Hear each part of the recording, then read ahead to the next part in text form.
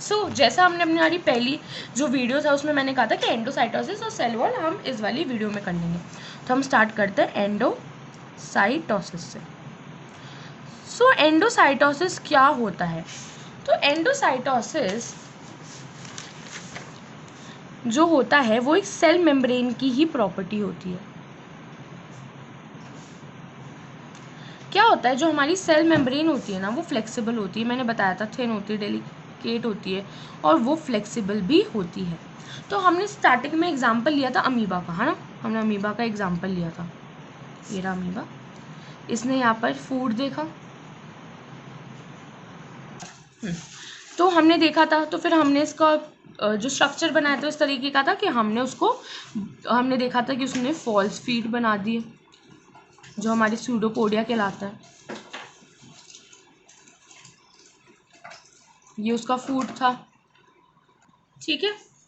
अब लास्ट में जैसे हम उसका स्ट्रक्चर देखते हैं तो वो फूड को अंदर ले लेता है। ये जो पूरा प्रोसेस है इसको ही हम एंडोसाइटोसिस कहते हैं and this is only possible with the help of cell membrane और उसकी फ्लेक्सिबिलिटी। तो सेल मेम्ब्रेन फ्लेक्सिबल हुआ तो उसने जो भी फूड पार्टिकल था उसको अपने अंदर इंगल्फ कर लिया with the help of this process. अब हम जो नेक्स्ट टॉपिक पढ़ने वाले हैं इट इज सेल वॉल। और मैंने स्टार्टिंग में ही बता दिया था कि जो सेल वॉल होता है वो प्लांट्स की यूनिक प्रॉपर्टी होती है, एनिमल में तो होती ही नहीं है सेल वॉल, प्लांट की यूनिक प्रॉपर्टी। Okay,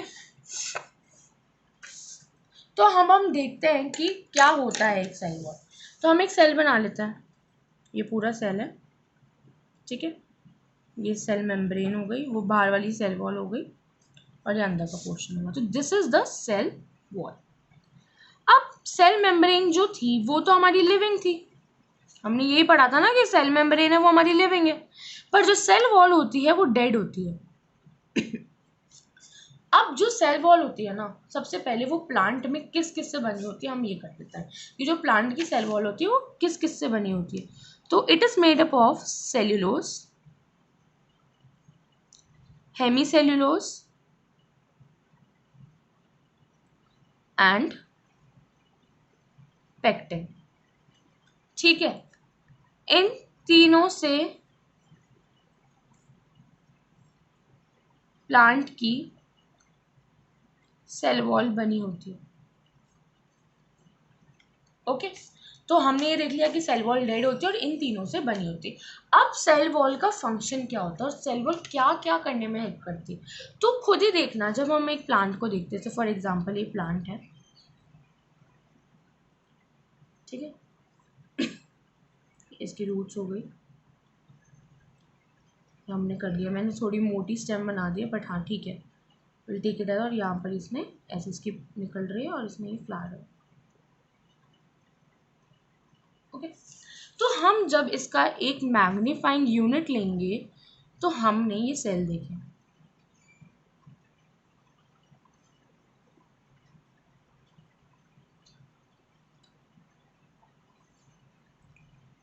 okay.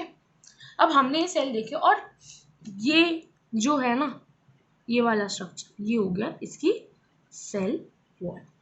अब हम एक पर्टिकुलर स्ट्रक्चर देखें कि सेल वॉल क्या करती है, तो खुद सोचो। अगर सेल मेम्ब्रेन तो हमने बोल दिया था फ्लेक्सिबल होती है, हमने बता दिया था ना कि सेल मेम्ब्रेन क्या होती है, फ्लेक्सिबल होती है। तो ये समझ लो एक स्ट्रक्चर है और इसके पास आज एक बॉक्स है, उसमें मैंने जेली ली, ठीक है। जेली होती है वो बहुत सॉफ्ट होती है, बस स्लाइमी होती है, अगर मैं उसको ऐसे एक सरफेस पर डालूंगी तो वो ऐसे फैल जाएगी। बट अगर मैं उसको एक बॉक्स के अंदर रखूंगी तो वो इस शेप में आ जाएगी ना, ये जेली जो है वो इस शेप में आ जाएगी। तो ऐसे ही जो सेल वॉल होता है ना,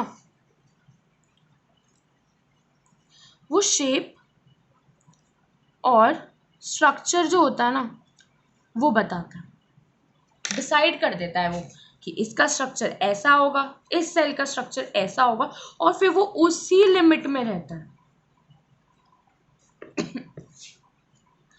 ये हो गया इसका पहला फंक्शन। अब इसका दूसरा फंक्शन क्या हुआ, अभी हमने बात की थी कि जो सेल मेम्ब्रेन होती है वो सेलेक्टिव परमेबल होती है, टॉक्सिक को आने जाने से रोकती है। ऐसे ही प्लांट में सेल मेम्ब्रेन तो रोकती है बट सेल वॉल भी रोकती है। सेल वॉल जो माइक्रोब्स इन्फेक्शंस होता है ना उसको प्रिवेंट करती है।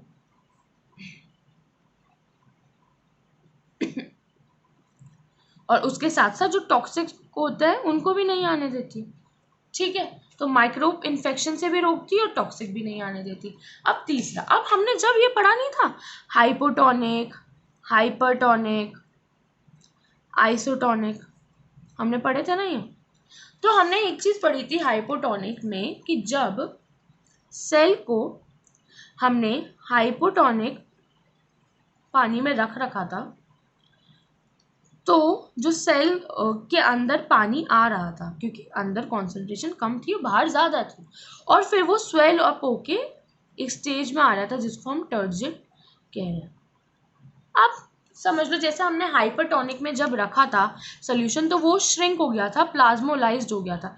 अगर ऐसे ही हम 1 और 2 डेज के लिए 1 to 2 डेज के लिए एक सेल को हाइपरटोनिक सोल्यूशन में रख लेते तो पानी तो आता ही रहेगा, आता ही रहेगा। तो ये इसका साइज था, इससे ऐसा हो जाएगा, इससे ऐसा हो जाएगा, और एक टाइम आएगा ना कि ये बर्स्ट ही हो जाएगा। क्या हो जाएगा? बर्स्ट। तो जो सेल वॉल होती है ना, ये जो डेसिकेशन या हम कहेंगे ये जो बर्स्ट, जो ये बर्स्टनेस होती है ना उसको प्रिवेंट करता है। मतलब एक सेल को बर्स्ट होने से रोकता है। ठीक है, अब इतना ही नहीं, जब हमने ये टर्जिडिटी में तो ये हमने देख लिया था। अब 2 सेल है, ठीक है, समझ लो ये एक प्लांट का है और हमने प्लांट में देखा। अब हमने कभी देखा है कि सेल ऐसे ही है मतलब फ्रीली घूम रहे? नहीं यार, फ्रीली नहीं घूमते हैं। ऑब्वियस सी बात है, एक दूसरे से जो जुड़े होते ही है ना वो। अगर हम देखेंगे एक लीव्स की, अगर हम ये हमने इसको अंडर माइक्रोस्कोप हमने ऑब्जर्व किया तो हम जो इसके सेल्स देखेंगे तो वो एक दूसरे से जुड़े तो होंगे ना। तो कैसे वो एक दूसरे से जुड़े होंगे? यहाँ से ज्वाइन होंगे। वो कैसे होंगे ज्वाइन? तो they are join with the help of middle lamella. ठीक है, और जो मिडिल लैमेला होती है ना वो कैल्शियम और थोड़ा सा मैग्नीशियम पेक्टेट की बनी होती है। अगर क्वेश्चन में आए कि किस किस की बनी होती है तो वी विल राइट कैल्शियम और मैग्नीशियम पेक्टेट की बनी होती है। बट ये आए कि ऑप्शंस में आ गया एमसीक्यू, आपने कोई पेपर दिया आपके स्कूल का एमसीक्यू हो गया कि कैल्शियम है मैग्नीशियम है, तो हमेशा कैल्शियम ही टिक करना क्योंकि ये सबसे ज्यादा होता है। ठीक है, अब ये 2 सेल है। अब मुझे इस सेल से इस सेल, 1 है ये 2 है, इंफॉर्मेशन ट्रैवल करवानी है।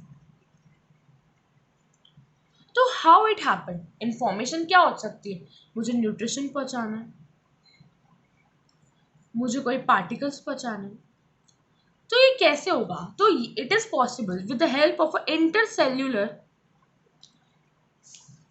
कनेक्शन जिसको प्लाज्मोडेमाटा कहते हैं।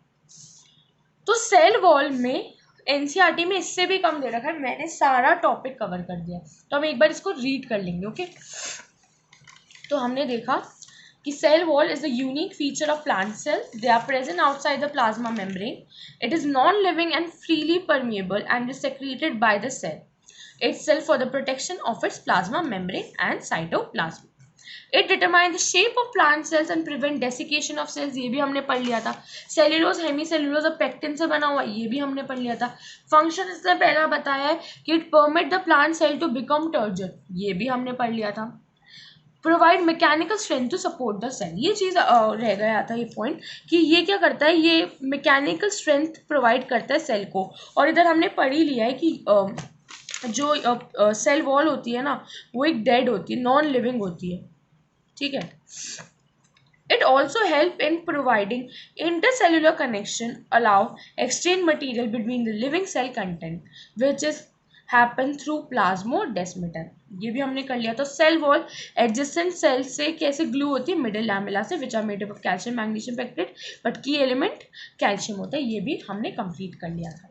ठीक है, अब जो हमारे 2 टॉपिक बचे, एक हमारा टॉपिक बचा न्यूक्लियस और एक छोटा सा टॉपिक बचा है साइटोप्लाज्म।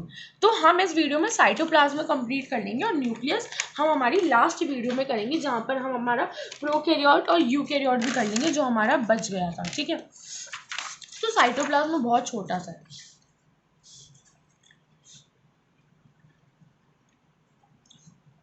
साइटोप्लाज्म में क्या होता है, हमने अभी पढ़ा कि ये हमारा सेल है,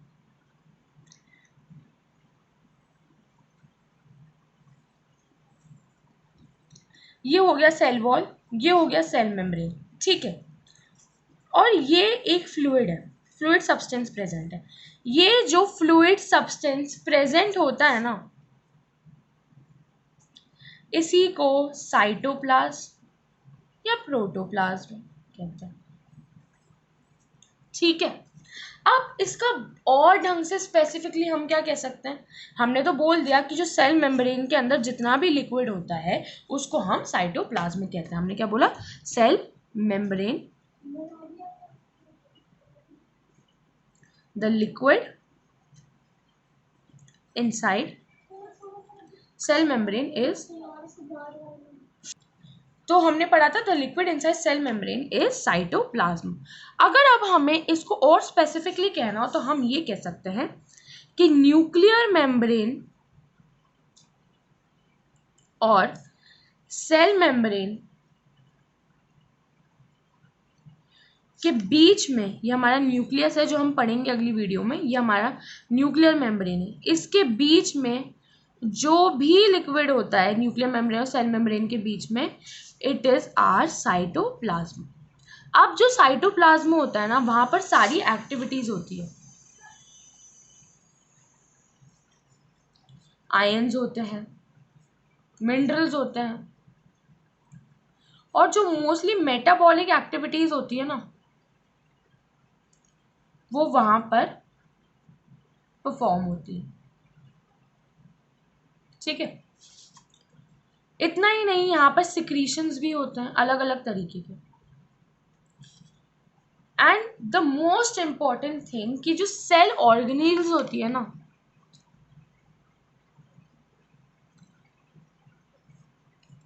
वो यहीं प्रेजेंट होती है।